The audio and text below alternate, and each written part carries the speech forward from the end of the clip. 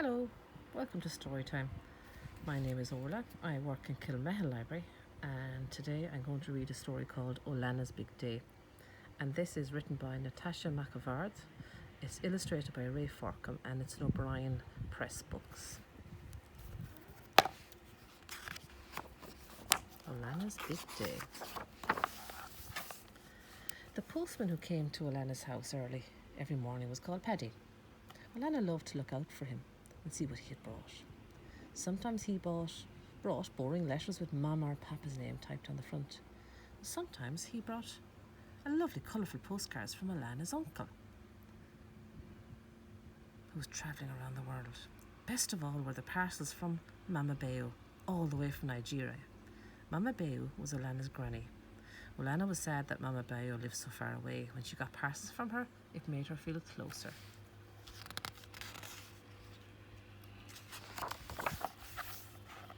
Olanna would bring the stamps into school, and Miss Carr, her teacher, would stick on any new ones onto the big map of the world that hung by the window. Can you see that? Mama Beo often sent something she had knitted for Olanna, like a warm cardigan or a blanket. She sent a lot of scarves too. Mama said that Mama Beo was worried about the cold weather in Ireland and wanted Olanna to be nice and warm. Olanna loved her scarves, the orange and blue one, the pink and purple one, and the one with all the colours of the rainbow. But her favourite was the long green and white scarf. Mama Beo had made it in the colours of the Nigerian flag, and it was just like the one Papa wore to football matches. Paddy the postman always gave Olanna an extra big smile when he brought a parcel. "Special delivery from Nigeria," he would say. "Now don't eat it all at once, especially if it's another scarf." Then he would wink and climb back on his bicycle. Every Friday, Olanna had band practice. She played the tin whistle in the school band. So did Kira, who sat next to her in class. "Stop chattering, everyone," called the band leader. "Line up in your places, all together now, keep in step." Round and round the hall they marched. The trumpets tooted loudly and the flutes played softly. Bang, bang went the drum. When practice was over, the children ran to put away their instruments. Olanna kept her tin whistle in her school bag. Tommy didn't, because he played the drum. Olanna didn't think you could get a school bag big enough to carry a drum. Tommy looked so funny carrying the drum. It was nearly as big as himself, with a special strap that went over his shoulders and around his back. But when he started playing, he didn't look funny anymore. He looked really cool. And you can probably hear the crow in the background here. They're cutting the grass up in the back field. It's going to be a bit of noise now, but the crow is dying to get at all the worms and things that cut up out of it. So maybe we might have a bit of a pause from Olanna. We can have a look at the tractor going past in a moment. I'm sure somewhere where you live, if you're near those fields and things like that, that they're out cutting the grass. And it's lovely. We'll pop up here, we'll have a look. He's going to come past now in a minute, and he's turning all the grass. Oh, here it comes. Lovely blue tractor. Look at it, cutting all the... And when he's gone, we'll get back to our story. Oh, back to Olanna. Olanna didn't like to stand too close to when he was playing the drum. It made her want to put her hands over her ears, which is difficult to do when you're playing the tin whistle. They were getting ready to leave when the band leader clapped her hands together for attention. "Boys and girls, I have some exciting news. We're going to march in the St. Patrick's Day parade in 2 weeks. So we need to practice very hard to make sure that everything is right." There was a buzz of excitement around the hall. "What's St. Patrick's Day?" Olanna whispered to Kira. "You know, Paddy's Day," said Kira. Paddy the postman had a special day. Olanna had never heard of this. Maybe it was a custom in Ireland. In Nigeria, postmen didn't get a special day to themselves, she told Kira. "No, silly," Kira laughed. "Not Paddy the postman. St. Patrick. He's Ireland's special saint. We don't have to go to school on his feast day, and there's a huge parade with floats and dragons and all kinds of puppets. And girls dancing and pipe bands playing at it, Stefan. And us," said Tommy. "And you can eat all the sweets you want," Kira said. "I'm saving mine up. I'm going to eat at least 4 packets. Well, I'm going to eat 5 bars of chocolate, Tommy said. And everyone wears green and your mum puts shamrock on your clothes, Ciara said. Olanna thought it sounded a bit like Independence Day in Nigeria, when there were parades and everyone celebrated together. It does look a bit like that as well, doesn't it?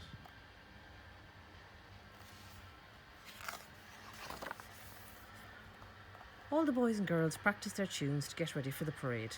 Olanna and Ciara met in the schoolyard at break time to practice the tin whistle together. Olanna told her parents about St. Patrick's Day. It was a holiday for everyone. Papa wouldn't have to go to work. He could come to watch Olanna in the parade. Oh, Olanna wished Mama Bayo could come too, but it was too far for her to travel. At last, the special day was here.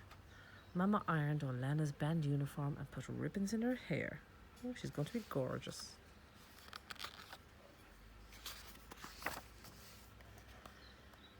Papa bought some shamrock and pinned it on Olanna's uniform. He pinned a big bunch on his coat and on Mama's new dress. They were ready to go. As they were leaving, Olanna grabbed her green and white scarf and wrapped it around her neck. She hoped the band leader wouldn't notice. They weren't supposed to wear scarves with their uniforms, but Olanna wanted Mama Bayo to be part of the parade too. The band met in the car park near the church. The sun was shining, but it was a cold day. The children stamped their feet to keep warm.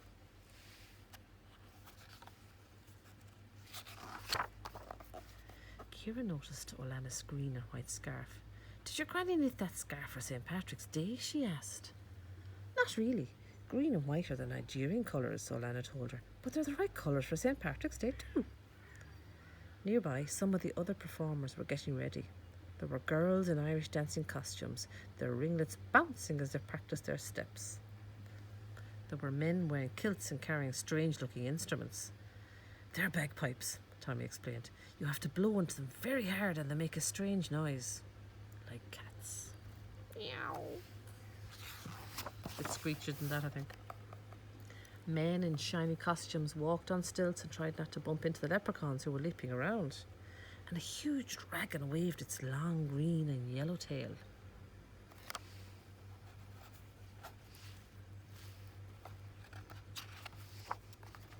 The band got into their places, behind Tommy and his big drum. Olanna felt nervous, but excited too. Then suddenly disaster struck. The strap holding Tommy's drum broke and the drum fell onto the ground. The band leader stuck out her foot just in time to stop it rolling down the road.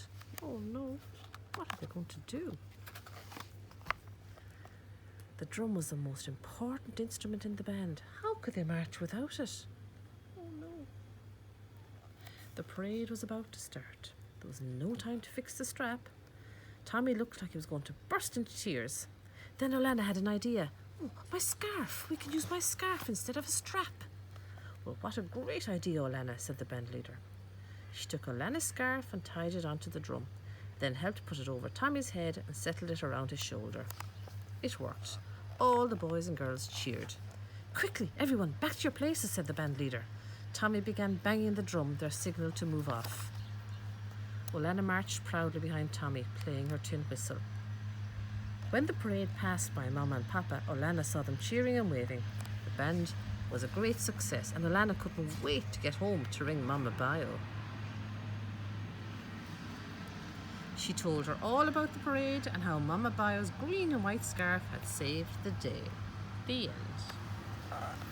Now, I hope you enjoyed that story, and that was Olanna's Big Day. And all these books that you're seeing here in Storytime can be got in any of your local libraries. Thank you for listening.